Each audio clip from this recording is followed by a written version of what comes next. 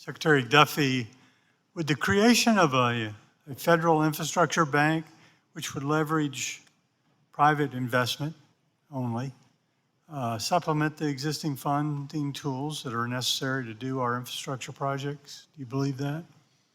I do think there is a role for private capital to come into play. I would agree with that. And by the way, a lot of the private capital that I do see coming in is foreign private capital. It'd be great if we saw American private capital, because some of these returns are pretty good. I'd like to see more American private capital come into the projects where it's appropriate for that private capital to be deployed. Most rail projects take place under existing right-of-ways. However, routine maintenance and replacement projects on existing rights-of-ways can still trigger a burdensome, unnecessary environmental reviews under NEPA. Should routine maintenance and infrastructure projects automatically qualify for a NEPA categorical exclusion? Is that a possibility? That's a broad question, but with balance, yes, I do think they should fall within a categorical exclusion, yes. Again, and we're working to streamline the NEPA process, and I know a lot of you want to see your projects move faster and more cost effectively, and I think we'll do our part in Congress, but I need the help of the department. I need the help of the Congress also to think through how we navigate NEPA more effectively, because it's costing too much and taking too long. So as Congress begins to work on new surface transportation reauthorization legislation, how important is permitting process reform to reduce the time and cost of improving our railroad system? Well, when 30-40% of the cost of a project can be with consultants and permitting, we're losing valuable dollars, which, by the way, we're all fighting for more money to do more projects. We're losing that money. That's not turning dirt. So I think it's critically important that you all consider that in a way that we can still protect the environment, but we can move these projects way faster and be smarter. We've been doing this for, 40 years? We can learn from the work we've done in the past and how we can move more quickly in the future, and what impacts the environment and what doesn't, and let's be smarter about it. Thank you very much. Looks like my time's running out. Yield back. Mr. Secretary, Union Station in the District of Columbia, which is owned by the federal government, is a vital local, regional, and national intermodal transportation hub. However, it has not undergone major innovation since the 1980s. It's a long time.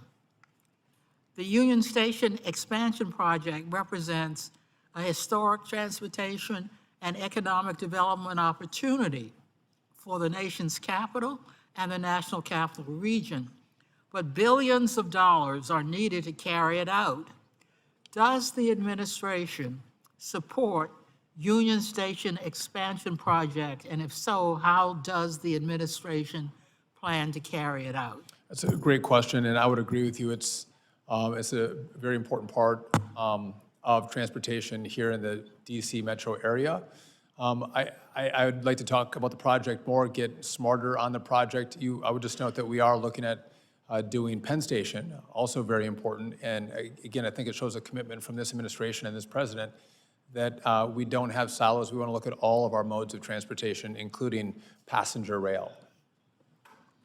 Well, let me know when you know how to carry it out. After the tragic mid-air collision near DCA earlier this year, I wrote a letter urging DOT to require all helicopters operating near DCA to use their transponders, except in the case of national security emergency or the transport of the president and vice president. At a May hearing in this committee, an FAA official stated that helicopter flights related to law enforcement, national security, and the transport of government officials are not required to use transponders near DCA. These overly broad exceptions jeopardize the safety of the airspace near DCA. Will you commit to requiring helicopters operating near DCA to use their transponders except in case of national security, emergency, or the transport of the president and vice president? You raised an important issue. That's something we are looking at and going to consider. You do know that we have restricted the airspace around DCA, that Route 4 is not being run anymore unless it's for the president or life-saving or law enforcement missions, as well as we've put a cap on flights coming out of the Pentagon. The paramount issue here is the safety of the traveling public. And if we're going to run military missions or run VIPs out of the Pentagon or anywhere else, I would, at first blush, agree. We should have the appropriate equipment on those flights. Good to see you, Mr. Secretary. Thanks for your response to my letter regarding the I-83 bridge project spanning Cumberland and Dauphin County in the 10th District. Said it's under a DOT review. I know that the ranking member also kind of queried you on some of this stuff. Just wondering if you have a timeline. We appreciate your involvement and your interest in it, but we'd like some certainty because there's a lot of work being done out there on the approaches, and we want to make sure that there's going to be a bridge to connect to those approaches. So do you have a timeline or anything we can look forward to? Again, so we are working as quickly as possible. And again, I know how important these projects are. You guys have heard me say this before. I'm pulling out a lot of the green and social justice out of the NOFOs that were required by the last administration, but the Congress did not require. So that has taken us a little bit of time. But again, they gave us almost 1,000 announcements between Election Day and Inauguration Day in the last administration. In the last Trump administration to Biden, it was 100. And Obama to Trump was 50. They did 1,000 for us. And so you all want your projects, but you have to recognize what's been dumped on our plate. And so I get the importance of everyone's districts and everyone's states and everyone's projects. And we are going to continue to work diligently through those. I get it, Mr. Secretary. I got to ask, right? I know be you a do. champion for our district. So let's turn to traffic control modernization. GAO found that over three quarters of the FAA's air traffic control systems were unsustainable or potentially unsustainable or worse. And it looks like we're looking at the FAA's current pace for replacing the facilities as a staggering 300 years, a 300-year timeline. It looks like your program wishes to get to 80 years, which I still find unacceptable. Can you talk about the procurement process and maybe specifically to narrow in on traffic control centers and the use of remote or digital towers to maximize productivity, and any changes that you're looking at in the procurement process, which is badly broken? So the Congress has given unique procurement authority to the FAA. They haven't used it. We are going to use it in this project. But again, you're right. If we are on the current plan, we're over 300 years to replace all the towers, TRACONs, and centers.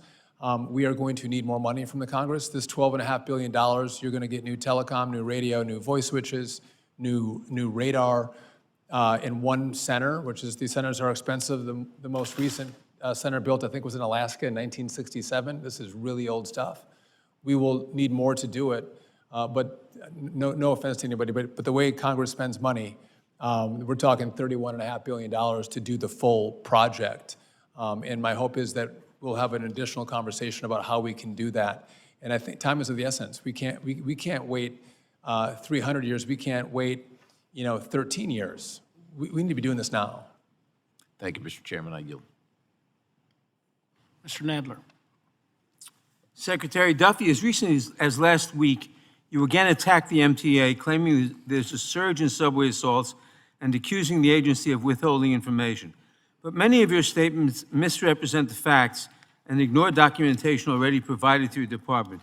I want to address some of those claims directly. First, are you aware that major crime in the transit system, including assaults, is down 3% since last year and down 8% since 2019? Well, I would say That's a yes or no question. well, no, that's wrong. The assaults that we've seen are up 60% with MTA in the system Excuse since me. 2019. Why do you continue to ignore this and lie about this in your public comments? Well, my question, why do you continue to lie about people being lit on fire in subways or pushed in front of trains? You should be fighting to make sure your subways are safe. Our subways are... You want people to ride our subways, let's are- make subways safe. We'll fund Reclaiming them. my time. Our subways are safe, and I gave you the statistics. They're wrong. Second of all, you claimed earlier this year that there was no study of traffic impacts before the implementation of the congestion relief program. Are you aware that in 2023, your office received a nearly 4,000-page environmental assessment that thoroughly analyzed traffic patterns, transit operations, and environmental impacts in detail? Are you aware that your governor did not want to move I forward asked if your with question, are you aware that you congestion got... pricing Are you because aware didn't that... want the Excuse electorate me. to know that? Answer my question. Are you before aware that November? you got that 4,000-page environmental assessment? That went to the last Yes or no? To the last administration, they got it. You got it. If so, why do you continue to deny its existence? I haven't denied any existence. Okay. That's not- Secretary Duffy, are- as you know, your attempt to but revoke the... You're mischaracterizing what my complaint has been. That our roads are not for the elitists, the ones who have money or someone pays for their vehicle to drive into a cordoned area. I believe everyone All right, has that's a my right next- to use our roads. So Secretary- if you can't afford because Secretary you're poor, Duffy, as why you should know- you be excluded from driving into the city of New Reclaiming York? my time, Mr. Secretary, as you know, your attempt to revoke the MTA's congestion pricing approval came after the program had already undergone a full NEPA review and was formally cleared by the Federal Highway Administration. Can you identify a single precedent under any Republican or Democratic administration for unilaterally rescinding approval of a program like this after it completed the full environmental review process? Yeah, so the example is that you have never had a cordon pricing situation like Oh, this. yes, where there have only been. the elites, What do only you the call elite- the New Jersey Turnpike? There's a road right next to it. Every road we have, you can take an Secretary Duffy, additional why road do you to continue access to your lie point about of New York City? destination. You're lying. Don't call me a liar here. I'm This is calling the you a one- liar because this you've is the lied one- continually. This is the one area where you have to pay $9 every single day to access Manhattan. That doesn't Not exist to act- anywhere else. Every single program where you have tolled highways is under the same Why don't we program. fight for the people who can't afford to pay that pricing? Why shouldn't everyone have access to the city? And if you're going to force people into a subway, make sure it's safe. Very simple. It's safe. I gave you the statistics. I gave you the stats. Well, your statistics are wrong. Time has expired. Let's remember the decorum in the committee room, please. Mr. Secretary, the lack of safe and accessible truck parking has been a top concern for many in the trucking industry for many years. The department recently highlighted truck parking infrastructure as a priority. Can you elaborate on what specific actions, funding mechanisms, or guidance would include to address the nation's severe truck parking shortage? I would just note that I don't think this was a past priority. I think, I know this administration does care about truck parking and the safety of truckers and our traveling public. So we've already deployed one large grant agreement with Florida. We have others in the works, and we're going to continue to work with all of you to make sure that our truckers are treated fairly and our public is safe. Amen. Thank you very much, Mr. Secretary. Yield back. Thank you, Congressman. Appreciate your testimony, and we look forward to working with you, even though we may find ourselves in disagreement with much of what you're doing. A couple of things I want to try to really understand. There's some 3,200 competitive grants that were already awarded to states and cities, transit districts, tribes, airports, as well as ports. These are all in abeyance. Those have been stalled. Apparently, you're now working through each of those from your previous testimony. And you've also said that you intend to give preference to all DOT grants, loans, contracts, et cetera, that assist and that do assist state contracts to communities with marriage and birth rates higher than the national average. An interesting prioritization. I want to now focus on community transportation programs. These are the UTCs. And in writing about this in early May, or speaking about this in early May, you said, the previous administration turned the Department of Transportation into the Department of Woke, whatever that might be. I focused the department on what matters, safety, making travel great again, and building big, beautiful infrastructure projects. The American people have zero interest in millions of their tax dollars funding research at the intersection of gender non-conforming people, infrastructure inequality, I'll repeat that, as though the American people have no interest in infrastructure inequality, or whether the road improvement projects are racist. It's time to inject a dose of reality back into our higher education system, and that starts with ending these wasteful and divisive grants. Turns out that 7 grants have been terminated. All 6 of those 7 grants are in blue states. One, specifically the University of California in Davis, National Center for Sustainable Transportation, a $12 million grant accelerating equitable decarbonization. City College of New York, University of Southern California, Pacific Southwest Regional Transportation Center, New York University, San Jose State Mineta Consortium for Emerging Efficient and Safe Transportation, a $6 million research on intermodal inequalities, particularly how improvements to auto travel can benefit higher income, often white drivers, while depressing transit ridership potential and depriving it. University of New Orleans, that would be, I believe, a red state, Johns Hopkins University Center for Smart Transportation. Apparently, in canceling these grants, you're carrying out your policy. I don't know what the birth rate might be in these various areas, but I would suggest it's probably going to meet your requirement of marriage and birth rates being higher than the national norm. It seems as though you've gone through a process of simply looking for words and canceling those projects. I think that is a terrible way to conduct policy. You've got a couple of seconds to respond. I guess we have no time to respond. I would just note that I didn't hear the committee complain when there were 400 grants that were announced in 2012, and the prior secretary did not move them forward. But now that I have 3,200, you want to complain that I haven't got them done fast enough for you. You can name a few grants that I have canceled, and I look again, equitable decarbonization. We lose 40,000 people a year on our roads. I think there are better uses of our research and our dollars to make sure we can keep people safe. You might like equitable decarbonization, or you might like improvements to auto travel, how it can benefit, or how it does benefit higher income individuals over white drivers. I mean, the racial stuff as opposed to keeping people safe, that's my drive. That's my mission. And again, I'm working, and I'll send a chart to you, Congressman, if you want, that'll show that we are doing more in the first quarter of this administration compared to the first quarter of every year of the last administration. So I love the complaints, but that's actually not true. I do not doubt your hard efforts. But what I doubt is the method in which you are carrying it out. Mr. Chairman, I'm sure the Secretary appreciates it. And if you want to have an additional conversation, I'm happy to have a phone call with you on why we're doing it, and we're going to allow people to rescope as well, and if there's other good research they can do, we're going to work with them. You'll get a phone call this afternoon. I can't, well, Thank you maybe for the tomorrow. opportunity. Tomorrow, maybe. Mr. Rouser, I thought I'd give you a little time to lay out the priorities of the administration as it relates to surface reauthorization. The big key points that you want to make sure, the administration wants to make sure that we get right, because this is important work. It really is important work, and that's why tomorrow I've invited all the DOT secretaries or staff from your states to come in and have a conversation about their priorities for surface reauthorization. Again, I think it's important that we all work together with the states, with the Congress, and Democrats and Republicans and the department. We want to focus on innovation. How can we do things differently, more cost effectively?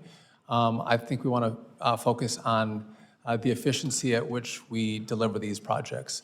There's too many stories across your districts about the time frame that it takes to build a project because of all the requirements that are put around the money that's given for the specific project.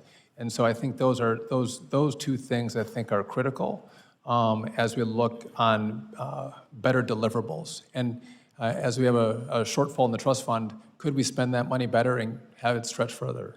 Yeah, absolutely. I think you're right on target. You know, the proliferation of new, more narrow grant programs under IJA has created a complex and inefficient landscape for states and local governments seeking federal funding. Given the success of established program frameworks such as the National Highway Performance Program, the Surface Transportation Block Grant Program, in the Highway Safety Improvement Program. Would you agree consolidating some IJA programs into broader, more flexible formula programs could streamline the funding process and therefore reduce administrative burden and ultimately allow states more effectively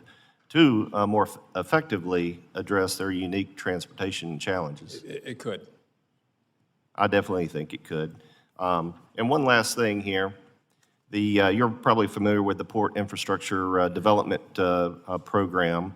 PIDP, as it's referred to, has historically faced issues due to the onerous process of getting grant contracts in place. During the previous administration, the grant awardees reported the Maritime Administration continually moved the goalposts, requesting excessive information previously not mentioned and at times seemed completely irrelevant. How many times have we heard that? This ultimately increases administrative costs for applicants and impacts the effectiveness of the program. So the administration's proposed budget includes $1 billion in PIDP funding for fiscal year 2026. What is the department doing to improve the process for getting the money out the door so proposed projects can be built more quickly? Well, again, we are working quickly to get as much money out the door as possible, as whether some people don't like the president, others of us love him, he likes to build. And that was the first thing he told me. He wants to build big, beautiful projects. He loves ports, he loves roads, he loves bridges, he loves the airspace. And so it's really helpful to have a president who is going to join us in this effort in radically improving our infrastructure. To my last point, though, there is work that we're doing right now to streamline some of the permitting process that can bring us a lot closer to moving projects faster.